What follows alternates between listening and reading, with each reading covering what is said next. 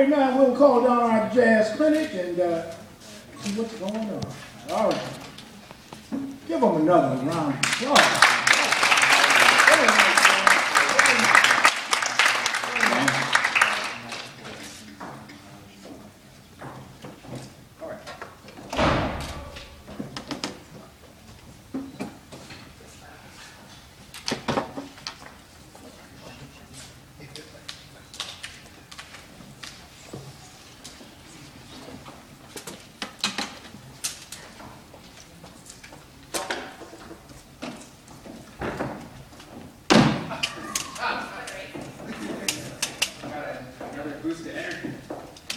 How you guys doing?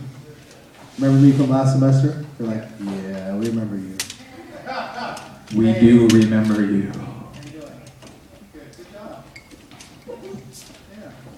What's your first name?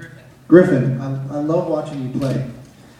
You know, I'm seriously, you can tell that Griffin loves playing the drums. You're totally into it. It's so fun to watch you play, seriously. Yeah, definitely. Yeah, definitely. How come the rest of you aren't as enthusiastic as Griffin over there on the drums? I know why. Why? Because they're not all looking at him. If they're looking at him, you guys would be like, yeah! But yeah, don't be, you know, I think a lot of that enthusiasm too comes with a little bit more just kind of comfort and just being more comfortable with the music and how you play your instrument, you know? So he's kind of free to just be a little bit more, you know, get into more of the music because he doesn't have to worry about all the details as much anymore, you know? And that's definitely a big step that all of us musicians go through at one point or another. You know, when you're playing a song that's hard, you're like, I messed up, you know? And then it's worse because you're tense while you're playing something that's hard and it just gets worse and worse. But if you guys can, you know, put the time in at home and really, you know, be responsible for your part, you know, you can be more relaxed and put a little bit more of yourself into the music. And that was actually, that kind of reminds me of one of the comments I wanted to say right off the bat was, you guys really aren't a big band. Don't be mad, it's okay, I'm not criticizing you. But I do have a point to this. And my point is that philosophically you have to kind of look at this ensemble a little different.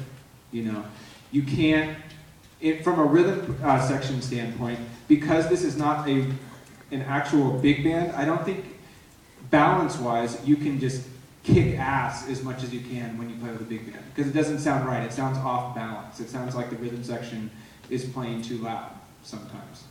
And in terms of the horn section, you aren't a big band. You don't have 3 other saxophone players. You don't have 2 other trombone players. So what that means is you have to be more responsible for your part. There aren't other people to pick up where you haven't like nailed accurate rhythms or whatever. So you have to be like, okay, I know if I mess this up, everyone's going to know it's me. That's kind of what you have to have as a fill. Because when you play in a combo, and this is kind of, you know, this ensemble is kind of in between. It's a medium band or it's a big combo. What do you want to call it? Which one do you guys like better? Big combo. Yeah, I like that. So philosophically, I think when you approach playing in this group, you should be thinking more like a combo. That you can, that everyone can play with a little bit more sensitivity to the people around you. You have to be more responsible for your part because everyone can hear when you are playing, right? And that doesn't just mean the people in the band, but it means the people in the audience. So make sure that your part is solid, right? Because there's a lot of the horn stuff, you know, it was really easy to tell where you guys were comfortable and not comfortable because there was just a lot of, you know, sometimes it'd be really, you'd nail it, and then sometimes it just sounded really sloppy, you know. So, and it's just, you know, a lot of the sloppiness was on the 6/8 stuff, you know, because that's just harder rhythmically, but it just made it obvious that needs a little bit more work individually. Does that make sense? You guys agree with me, or is this coming out of the ballpark? Yeah. What do you guys think about my philosophy? That you're a medium, or that you're a big combo? Do you know how that? Do you feel how that translates to your part? Now, I don't know if Derek agree. I'd kind of like to hear Derek's opinion, but in my opinion, I felt like the rhythm section was a little loud in some places, like especially like the first. What was the first tune? Love for Sale. Yeah, Love for Sale. I mean, it was just. I mean, it wasn't bad, and I don't want to like criticize the rhythm section too much because you guys are real solid. Like they were playing with the Buddy Rich band. Yeah, yeah. So just exactly.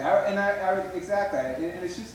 And I don't even know if you would play a lot differently, but I just want you to philosophically in your head think, oh, I'm playing Love for Sale with the Miles Davis Quintet instead of I'm playing Love for Sale with the Buddy Rich Band.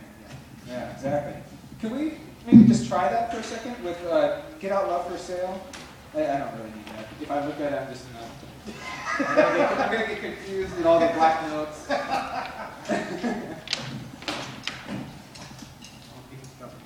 Cool. He's like, oh no, you gotta stand right next to me. Poor guy. He's like, no, don't stand over here, stand over there. So this is actually a perfect example. So at the very beginning, the trombones come in, but it isn't 4 trombones, right? It's 2 trombones. So this is really a quintet. This